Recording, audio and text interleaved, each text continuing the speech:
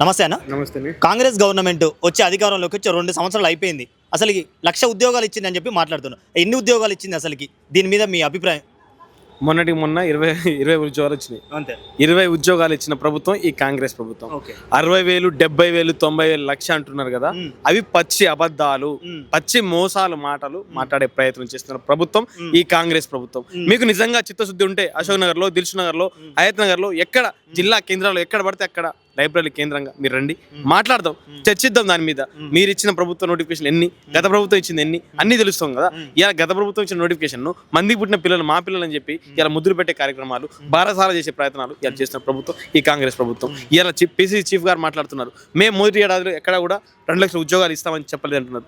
మీ కళ్ళు ఏమైనా కాకులు ఎత్తుకెళ్ళినాయా? లేదా మీకు సిగ్గుందా? ఏమన్నా చిత్తశుద్ధి ఉందా మీకు? మీకు నిజంగా అది ఉంటే డిసెంబర్ నెలలో 2023 డిసెంబర్ నెలలో వచ్చిన పత్రిక ప్రకటన చూడండి. మీరే డక్కన్లో, సాక్షిలో, అదేవిధంగా హిందూలో, అన్ని పేపర్లలో పెద్ద పెద్ద యాడ్లతోటి ఇలా వేపించుకున్న ఘనత మీది. ఇలా మీరు ఇలా అబద్ధాలు మాట్లాడే ప్రయత్నం చేస్తున్నారు. ఉల్టా మమ్మల్ని ఇలా ధర్నా నోటిఫికేషన్ వద్దని ధర్నాలు చేస్తున్నారని చెప్పేసి ఇలా రేవంత్ రెడ్డితో మాట్లాడే ప్రయత్నం కూడా మీరు చేపిస్తున్నారు. ఇలా ప్రభుత్వం అధికారంలో వచ్చిన తర్వాత ఎన్ని నోటిఫికేషన్లు ఇచ్చింది, ఎన్ని నోటిఫికేషన్ రాలేదు. ఇలా మాకంటే ఎక్కువ ఎవరు తెలుసు చెప్పండి? ఇలా నిరుద్యోగ సంబంధించిన విషయాలు తెలిస్తాయి కానీ ఏ మంత్రికో ఎమ్మెల్యేకి ఎందుకు తెలుస్తాయి? వాళ్ళు తెలుస్తాయా? ఇలా ఎట్లా పడితే ఎట్లా మాట్లాడుతున్నారు, ఏ విధంగా మాట్లాడుతారు అర్థం కావట్లేదు, ఏ సోర్స్ తీసుకొని మాట్లాడుతున్నారు అర్థం కావట్లేదు. ఇలా వాళ్ళ మంత్రి నుంచి ఇంకా పెద్ద పదవి తీసుకోవడానికి, మంత్రి శాఖ పొందడానికో, లేకపోతే చైర్మన్లు పొందడానికో, ఇంకా వేరే శాఖలు తీసుకోవడానికి ఇలా మాట్లాడు తప్ప ఇలా నిరుద్యోగుల మీద చిత్తశుద్ధి లేని ప్రభుత్వం ఇలా కాంగ్రెస్ ప్రభుత్వం అన్న. ఇప్పుడు ఇంకోటి, అసలుకి విద్యాశాఖ లేదన్న కాంగ్రెస్ గవర్నమెంట్ లో. రేవంత్ రెడ్డి దగ్గరనే ఉంచుకోండి, 3 శాఖలు ఉంచుకోండి అతని దగ్గర. దీని మీద మీ స్పందన ఏంది అసలు? విద్యాశాఖ లేని ప్రభుత్వం మనది. ఆయనే విద్యాశాఖ, ఆయనే హోంశాఖ, ఆయనే అన్ని శాఖలు కూడా తన దగ్గర పెట్టుకున్న ఏకైక ముఖ్యమంత్రి రేవంత్ రెడ్డి గారు. మరి నీకు అంత టైం లేనప్పుడు వేరే వాళ్ళకు, లేకపోతే మీ పార్టీలో తెలిసిన వాళ్ళకి ఇస్తే మా బాధలు వాళ్ళకి తెలిస్తే కదా. కనీసం మేము మీకు రావాలంటే ఏడా సెక్రటరీలో 6th ఫ్లోర్ లో కూర్చుంటావు, అక్కడ మమ్మల్ని రానియరు. అసెంబ్లీ దగ్గర కూడా రానియరు, సెక్రటరీ దగ్గర రానియరు, మీ టీజీపీసీ దగ్గర కూడా రానియరు. ఎక్కడ మేము 10 మంది పోతున్నాం అంటే అరెస్ట్ అంటారు. నిరుద్యోగి కనబడితే చాలు, అది హోటల్ అయినా, హాస్పిటల్ అయినా, వేరే ఎక్కడైనా సరే అరెస్ట్ అరెస్ట్ అరెస్ట్. నిరుద్యోగి కనబడితే వాళ్ళకు ఇలా అరెస్ట్ చేసే ప్రయత్నాలు చేస్తున్నారు. ఇలా నిరుద్యోగి నష్టపోయారు, వయోపరిమితి పెంచండి అయ్యా.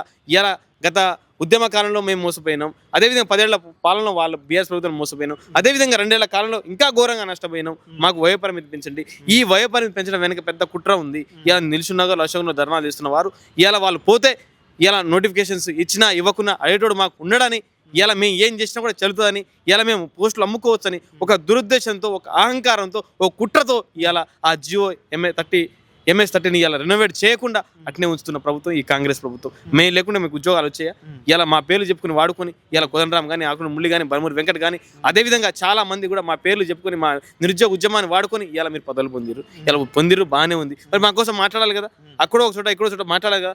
ఇలా మీ ప్రభుత్వాలు మీకు పదవులు రాగానే ఇలా పెదవులు మూసుకుపోయి ఇలా ఏం మాట్లాడింది మాటలు ఇలా మాట్లాడుతున్నాం ప్రభుత్వం కాంగ్రెస్ది.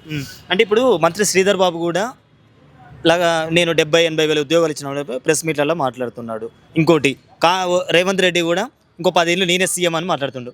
దీని మీద మీ స్పందన? ఇప్పుడు అన్నింటి మంత్రులలో కొంచెం మనసున్న వ్యక్తి, జ్ఞానం ఉన్న వ్యక్తి, చాలా మంచోడు అనుకున్న శ్రీధర్ బాబు గారే ఇలా అబద్ధాలు ఆడుతారు. ఇలా ఒక్కరోజు మీరు శ్రీధర్ బాబు గారు మా కోసం మాట్లాడారు, బాగానే ఉంది.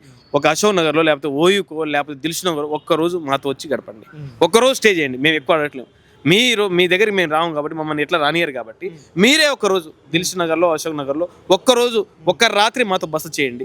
తెలుస్తుంది అసలు మా బాధలు ఏంది. ఇలా డబ్బులు లేక కూలి పనికి పోతున్నాం, అమ్మాలి పనికి పోతున్నాం, ఇలా తల్లిదండ్రులు పంపించలేక క్యాటరింగ్ పనులకు పోతున్నాం. 500-600 వస్తే ఇలా డిగ్రీలు పీజీలు చదువుకొని ఇలా చేతులు ముడుచుకొని చేసే ప్రయత్నాలు అన్ని పనులు చేసుకుంటున్నాం. ఇలా మా కన్ను నుంచి కళ్ళు కాయలు కాస్తున్న నోటిఫికేషన్ చూస్తున్నా, ఎదురు చూస్తున్నా కూడా రాని పరిస్థితి. అదేవిధంగా ఇలా 12 గంటలు 13 గంటలు చదివి రాత్రి బౌళ్ళు కష్టపడి ఇలా ఉద్యోగాల కోసం కొట్లాడుతున్నాం. రాకపోతే ఇలా చాలా మంది నిరుద్యోగులు కాంగ్రెస్ ప్రభుత్వం వచ్చిన 18 మంది నిరుద్యోగులు చనిపోయారు. మరి వాళ్ళ తల్లిదండ్రులు కంటితుడు చేసే ప్రయత్నం చేశారు. ఇలా మీ ఎమ్మెల్యే కొడుకో లేకపోతే ఎంపీ కూడా చనిపోతే మాత్రం అందరూ ఏకమై వాళ్ళ దగ్గర పోతారే. ఇలా నిరుద్యోగులు 18 మంది చనిపోయారు. మరి కనీసం వార్డు మెంబర్ కూడా వెళ్ళాడు వాళ్ళ ఇంటికి. ఏం సమాజం నిజంగా ఎంత బాధ అనిపిస్తుంటే, మొన్న కుమారస్వామి అని చెప్పేసి, భవానీ అని చెప్పేసి దాదాపు 18 మంది నిరుద్యోగులు చనిపోతే కనీసం వార్డు మెంబర్ కూడా వెళ్ళకపోయాడు. వెళ్ళి ఇలా పరామర్శిద్దామనే సోయి కూడా లేని ప్రభుత్వం ఈ కాంగ్రెస్ ప్రభుత్వం. ఇలా రాత్రి బావులు కష్టపడి చదువుకుంటున్నాం. ఇలా ఖాళీ జేబులతో, ఖాళీ కడుపులతో అశోక్ నగర్లో, దిల్సుఖ్ నగర్లో ఏ టైం పడితే ఆ టైం బుక్కులు తీసి అవుతున్నాం. అరే నోటిఫికేషన్ వస్తాయని, కానీ ఇలా నోటిఫికేషన్ రాని పరిస్థితి. ఒక్కసారి ఆలోచించండి, మీరు కూడా మా పొజిషన్ నుంచి వెళ్ళారు. ఒకవేళ మీ దగ్గర డబ్బు ఉంది కాబట్టి ఇలా ఎమ్మెల్యేలు మంత్రులు అయ్యారు, కానీ ఒకవేళ డబ్బులు లేకపోతే మా పరిస్థితి ఆలోచించమని చెప్పేసి ఈ ప్రభుత్వం మీద వ్యతిరేకతనో లేకపోతే రేవంత్ రెడ్డి మీద కోపంతో కాదు, ఇది మా బాధ, మా వ్యధ ఇది. మేము చెప్పుకోవడానికి మేము ముందుకు వస్తున్నా కూడా మమ్మల్ని మీరు రానియట్లేరు. మేము లేకపోతే మీకు ఉద్యోగాలు వచ్చాయి, ఒక్కసారి ఆలోచించండి. కాంగ్రెస్ పార్టీ అధికారం రాకపోతే ఎంత పర్సెంట్ ఉంది, వచ్చిన తర్వాత ఎంత పర్సెంట్ అయింది, నిరుద్యోగులు ఎట్లా పనిచేసారు. ఇవాళ తల్లిదండ్రులకు రైతు భరకు రైతు బీమాకు ఏది ఆశపడకండి, మేము ఉన్నాం, మీకు మాకు ఉద్యోగం వస్తే మేమే అన్ని ఇస్తామని చెప్పేసి నిరుద్యోగులు కాళ్ళకు దండాలు పడి పొరలాడి ఇవాళ కాంగ్రెస్ పార్టీని గెలిపిస్తే ఇవాళ వాళ్ళని బొందపెట్టే ప్రయత్నాలు ఇవాళ చేస్తున్న ప్రభుత్వం కాంగ్రెస్ ప్రభుత్వం. అంటే ఇప్పుడు అల్టిమేట్గా తెలంగాణలో ఉన్న నిరుద్యోగుల తరపున ఏం చెప్పాలనుకుంటున్నారు? ఒకటి, వయోపరిమితిని పెంచి మమ్మల్ని ఆదుకోవాలి. అదేవిధంగా నిరుద్యోగ వృత్తిని మీరు 2 లక్షల ఉద్యోగాలు మొదటి ఏడాదిలో ఉన్నారు, అది కనుక ఇవ్వకపోతే రాబోయే రోజుల్లో కాంగ్రెస్ ప్రభుత్వం మీద నిరుద్యోగుల దాడి ఘోరంగా జరుగుతుందని చెప్పేసి ప్రభుత్వాన్ని హెచ్చరిస్తున్నాను. ఇలాంటి మరిన్ని వీడియోల కోసం మా యూట్యూబ్ ఛానల్ ను లైక్ చేసి సబ్స్క్రైబ్ చేసుకోండి.